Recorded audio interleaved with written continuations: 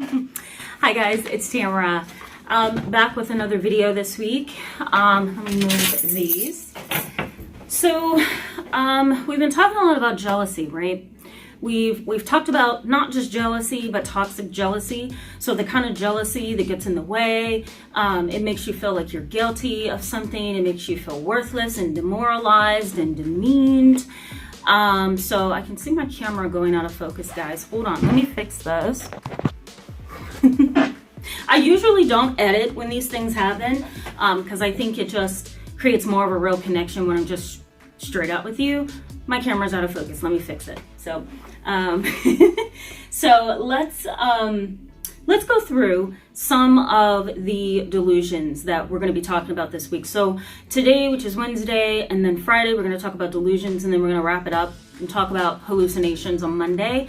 So this is a lot to do with jealousy because there's a type of delusion that triggers jealousy. So we're going to focus on that. So I also, in the description box below, I'm going to post an article that I did for Wednesday as well for today that talks a lot about delusions, and I kind of pull it apart and explain it and define it in practical terms for you. So let's go ahead and just jump right on into this video. The benefits for you today is that you're going to learn about delusions that you most likely haven't heard of before, and we're going to talk about it today. We're going to start it off. We're going to finish it Friday, and then on Monday we're going to talk about hallucinations. All right, so let's just go ahead and jump right on in. Let's talk about then I have my notes over here, by the way. So let's just talk about some of the delusions that you're familiar with, and then we'll deal with some of the delusions you're probably not. So the first and most common delusion that psychiatrists and psychologists deal with, and that I deal with, is a delusion known as delusions of persecution. Basically what that is it's the false belief that you are being persecuted by someone. I'll give you a personal example. So when I first started out in this field about 11 years ago, I had just entered college. I didn't know what I was getting myself into. I thought, okay, I know I want to be a psychologist. I know I want to be a therapist. I know I want to talk about psychology, but I'm not sure exactly what I'm up against. So when I first started, I ran into a college student there who had been visiting. And not to give away any personal details, but this young was not from the United States, and she had come here for two reasons. One was to find a psychiatrist, and the other was to attend college. We went on this long, 2010 graduating class trip where we had to be in cabins with each other. Worst experience. It'll never happen again as long as I live, and I'll never put my kids through that. During that trip, I noticed that this person had begun to hallucinate and began to express delusions. And me, just being 18 years of age at the time, I had no idea. I'm like, what's going on? So this person, I'm trying not to give away their gender, but this person came to me in tears and said, please help me, Tamara. I don't know what's happening to me. I don't know why, but I feel like someone's watching me through the TV screen. I feel like somebody's listening to my conversations when I'm on the phone. I feel like I'm being watched when I go to the bathroom. I feel like there's cameras in this cabin. I just don't know what to do. Please help me. And they were literally on their knees crying and screaming and just totally losing it. And me as an empathic person, I started crying too. I'm like, don't worry, I'm gonna help you. And I had no idea what I was doing. I just knew that I wanted to reach them from my heart and help them. But what I learned after that event, after accompanying them to the psychiatric emergency room, I learned in that experience that, wait a minute, this is a delusion. And so the delusion was delusions of persecution.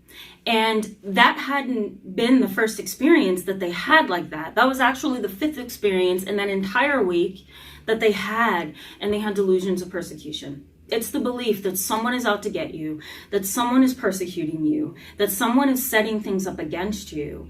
And there's no clarity about it. Like, there's no details, there's no traces of information. It's just a firm belief.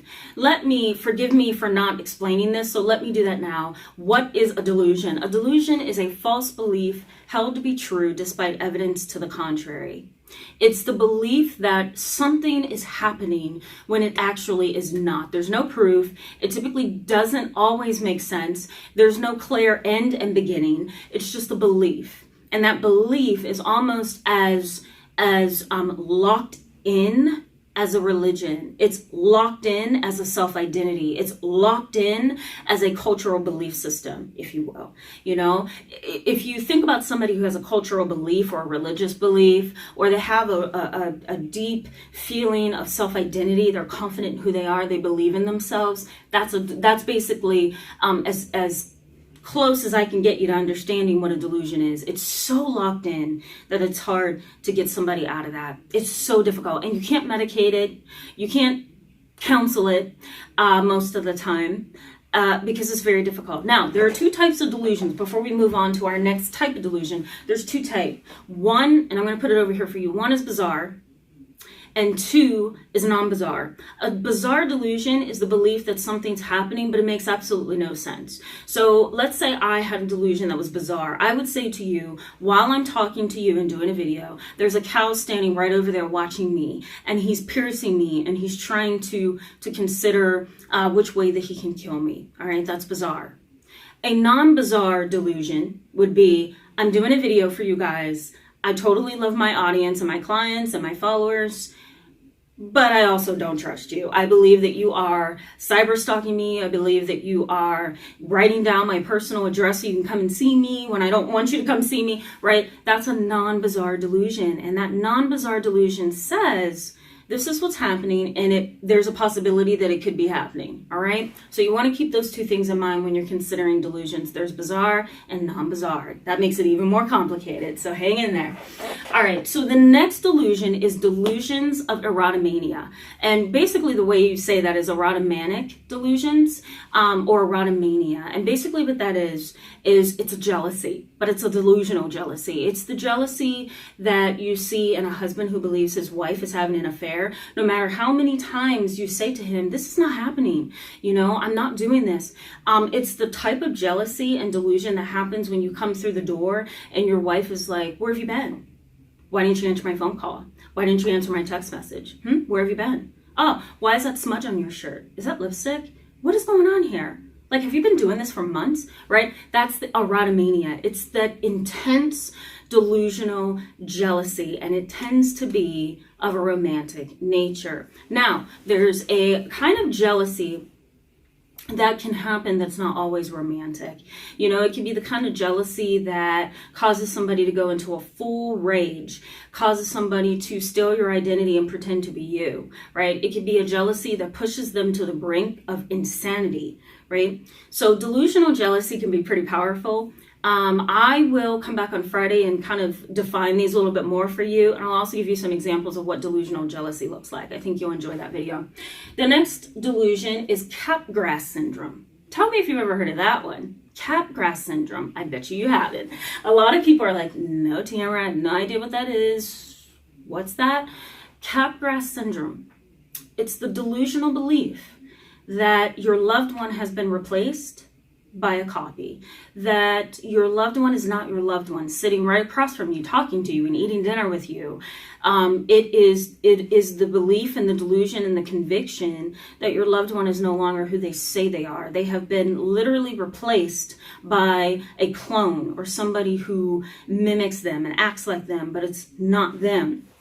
Now, research suggests that about 450, get this, 450 million people experience this illness.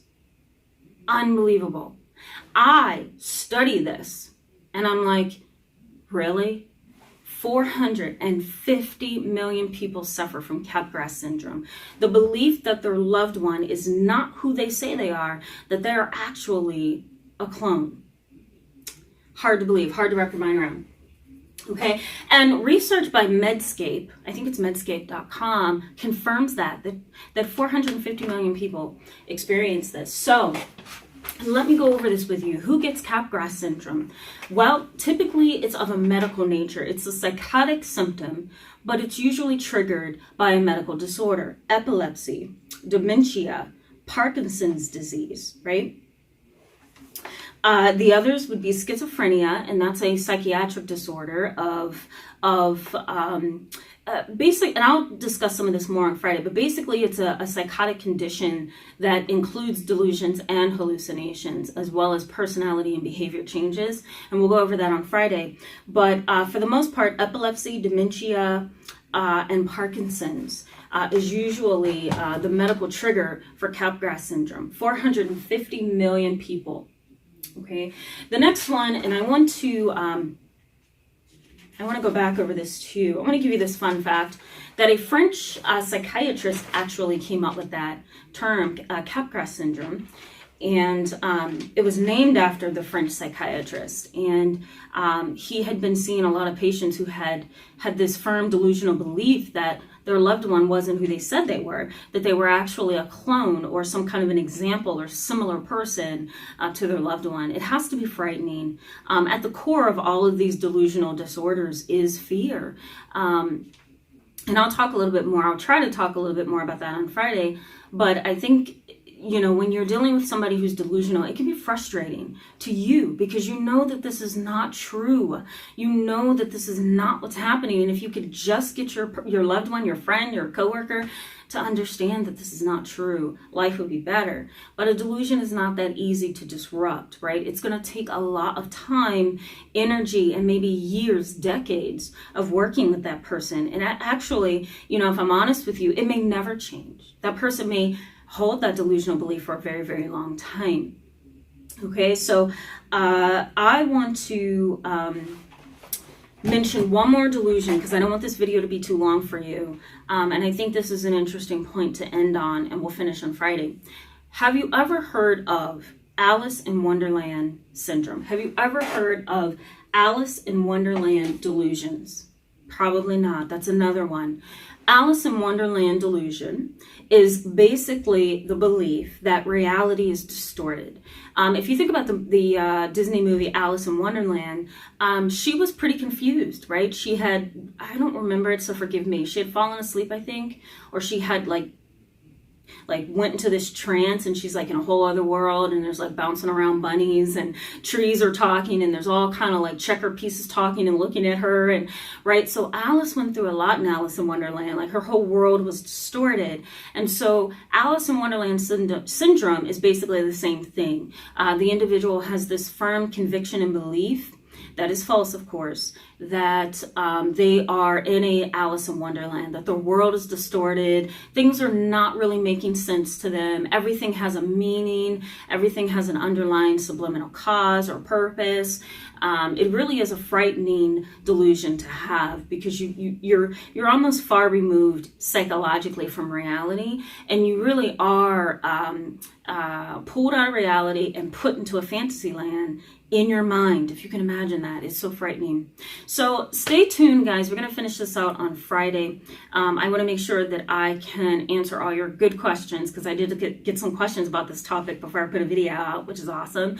So put your questions, guys, in the comment section below, and I'll be happy to answer those on Friday. We're going to talk about a couple more delusions, and we're going to talk about schizophrenia as well. This is serious stuff, guys, and people really do struggle with this. So I think this is important for us to talk about and discuss. All right, guys, I'll see you on Friday with another video. I encourage you also to give this video a thumbs up if it was helpful to you, and to hit that subscribe button if you want to get alerts when I post new videos Mondays and Fridays, and sometimes a bonus on Wednesdays. All right, guys, I'll see you really soon. Bye-bye.